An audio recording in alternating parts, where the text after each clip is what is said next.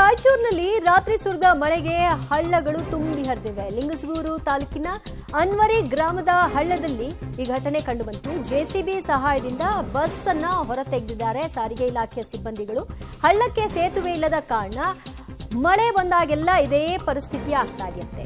ಜನಪ್ರತಿನಿಧಿಗಳಿಗೆ ಹಿಡಿಶಾಪ ಹಾಕ್ತಾ ಇದ್ದಾರೆ ಗ್ರಾಮಸ್ಥರು ಮತ್ತು ಪ್ರಯಾಣಿಕರು. ರಾಯಚೂರಿನಲ್ಲಿ ರಾತ್ರಿ ಸುರಿದಂತಹ ಮಳೆಯಿಂದಾಗಿ ಬಸ್ ಒಂದು ಹಳ್ಳದಲ್ಲಿ ಸಿಲುಕಿಕೊಂಡಿತ್ತು. ಇದೇನು ಹೊಸದಾಗಿ ಆಗಿದೆ, ನಮಗೆ ಗೊತ್ತಾಗ್ಲಿಲ್ಲ ಅನ್ನುವಂತಹ ಪರಿಸ್ಥಿತಿ ಏನಲ್ಲ.